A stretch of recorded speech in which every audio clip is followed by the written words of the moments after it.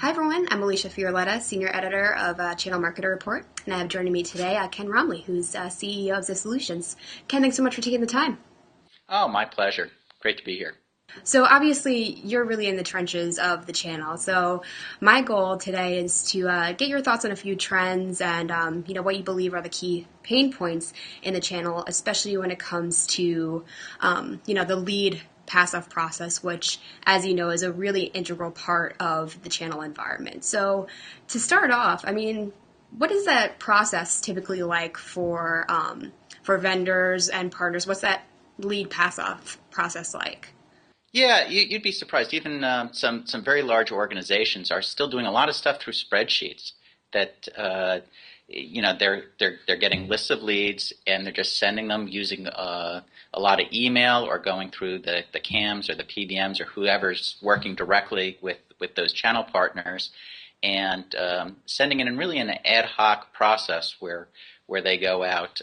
Some of the places that are a little bit more sophisticated have tried to put in PRM systems so that they can have a little bit more context around the leads. But once again, there's a lot of inefficiencies because when you do that, you're asking the partner to come and sort of check from your environment leads that they might want to follow up with. And it's a common pain point that these things, there's the suspicion that they don't get followed up and the definite pain that they don't really know what's going on after these handoff points take place.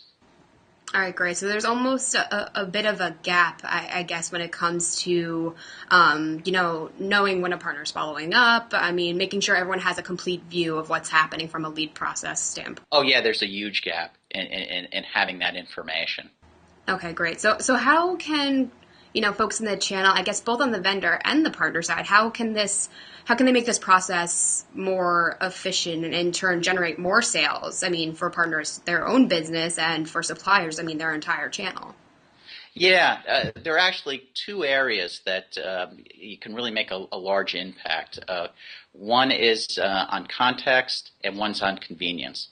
In terms of context, instead of just sort of a list of these are the leads that are going across, it's really important if you want to get better results from the channel to explain why each person's on that list. Give all that context around what's going on. The other piece of that is also to make sure that it's not necessarily going to a channel manager, but you're getting those lead details right to the person who's going to follow up, and then you're working in their environment to see what's going on. And so these integrations in the back end can make a huge difference in terms of visibility. And that's part of how we know that with more context, you're really getting much better results. And so if you get those two things going for you, it can be significantly better than what most people have in place today.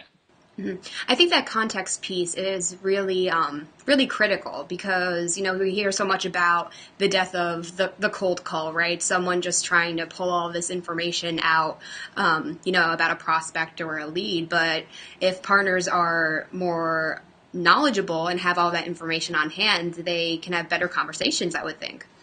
Yeah, absolutely. And like you alluded to, there's what's happened in terms of marketing touches, what campaigns, what they've read, what web pages they've visited, all hugely beneficial for the channel person when they're making that phone call to make it relevant. Along with that, you also want context in terms of the sales supporting collateral. That a lot of people put up these portals, but a lot of the suppliers we work with sell so many products to get the right set of battle cards and the right sales presentation that you want to give for this particular prospect, to bring that, and so that's delivered along with the lead is also critical. So you got what they've done, you've got the best way to approach them already pre-bundled for them, and one of the third things that can help a lot is to drive the type of behavior you want as a supplier to get these channel people to really move on top of these leads in a timely manner. We've seen a lot of incentive programs being added where you get points for making the call and setting up the meetings, and when the points available for those activities are delivered right with that lead in that whole bundle, All those three things together really give the context that allows it to be very easy for the salesperson at the channel partner to get busy and do just the right things to start moving leads into opportunities. Mm-hmm. Yeah, that's great. So you touched a little bit about, marketing touches, and obviously, content's a big part of that, resources both on the sales and the marketing side. So how can suppliers make sure partners have the right tools and resources and content, to nurture these leads and really turn them into, eventually sales opportunities? Yeah.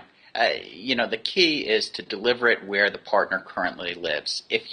Lots of people have these resources available, but they're sort of spread out all over the place to get the information.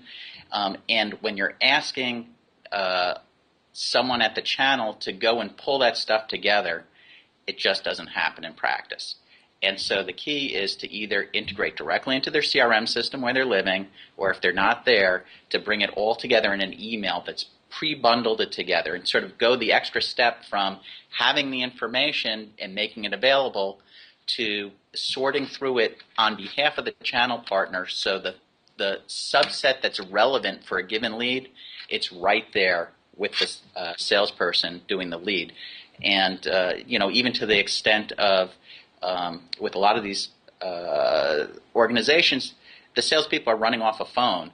When the lead comes up, you want all the history there and the number, click and call, right there, as easy as you can make it, so that all the things that the supplier can do, they automate those processes for that channel partner. And when you do that, you just see adoption rates go much, much higher. Yeah, absolutely. I can imagine. So we're talking about the subject of content, and obviously you're a channel guy. You probably work with so many suppliers who have different needs and pain points, obviously. So are there any common trends in terms of the most effective types of content? I mean, in terms of lead nurturing, or even from the partner standpoint, the right sales collateral. I mean, are there any significant content trends you're seeing?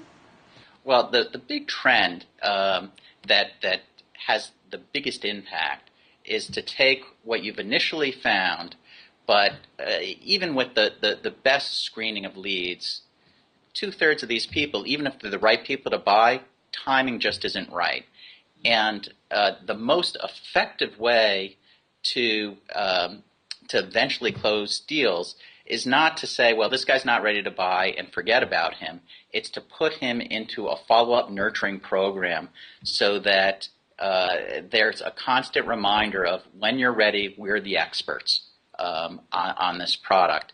And so that's sort of our number one recommendation. People do a good job of getting leads, but they waste too many of them when they don't make it easy for the channel partners to have that follow-up nurturing content.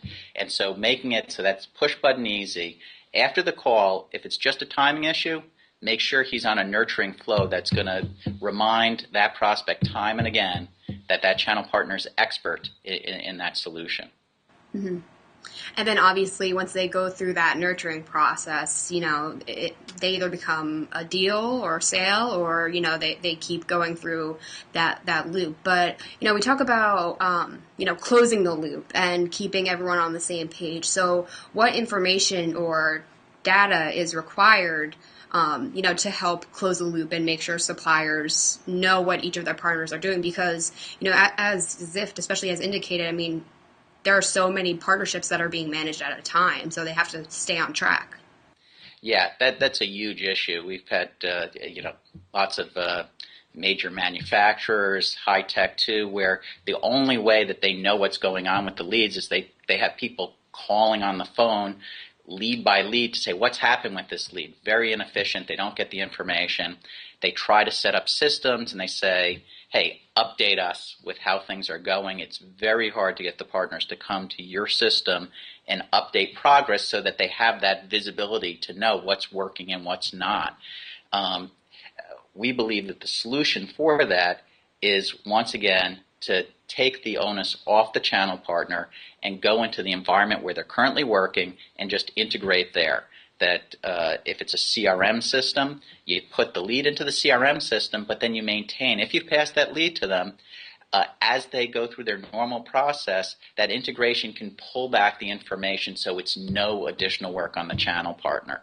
Or if they don't have anything in place, at least set up email workflows that will go after a certain amount of time and check and keep sending them, if they don't give the update on the status, an easy form delivered in email so they can check off exactly what's happened, and you keep an automated process to stay after all these leads. And if you don't do that, you end up with a small subset of people really reporting. And that reporting, like you said, is usually important. And when you can get that visibility, suddenly you have the data to make your programs much more effective. Mm-hmm. Absolutely. And one of the key things that you just said kind of really stuck out to me is making it easy for channel partners, which I think is so huge. I mean, for as long as we've been covering this space, we've been hearing that, partner engagement and, ongoing loyalty to a supplier, I mean, it falls by the wayside, I think, rather quickly because many suppliers don't make the sales and marketing process seamless for their partners. So I think, like you said, if they focus on that, they'll see a pretty big uptick in terms of eagerness to participate. Absolutely. And, what we're seeing is, it's only recently been available that you can actually tie into partner systems. And that's the way to go that next generation of easiness, that people have been making their portals easier and easier and still struggling. I think that next generation that really breaks through is when, instead of asking the partner to come to you, you go to them where they live. And with the new open architectures, for the first time, you can really connect in and not ask them to change their behavior at all. You give them the data they need where they currently live and work.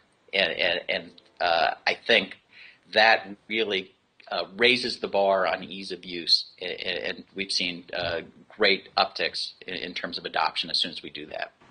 Excellent, Ken. So I think we covered a lot of really hard-hitting topics and best practices already, but are there any final takeaways that you want to share with everyone watching, in terms of optimizing the lead distribution process or, improving partner engagement and loyalty? I mean, we covered a lot of topics here.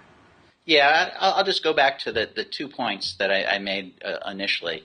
Context and convenience. Those are the 2 things you got to focus on. Bundling everything up so that you're not asking your partners to pull it together, but you're doing it for them and delivering it where they currently live. And then in an ongoing way, you're not asking them to come back to your partner portal, that by being integrated in, you're just letting them follow their current process and pulling the information back that you need. And that really drives the ease of use that allows them to engage, to have the information so that they can be very effective in closing, and that you have the visibility to prove the results that you're really generating through the channel. Absolutely. And at the end of the day, folks just want results. Definitely a lot of really great insights. Ken, thanks again so much for taking the time out and for sharing your lessons learned from being in the channel and helping suppliers and partners alike. Definitely appreciate it. Thanks again so much for taking the time. And thanks everyone out there for watching.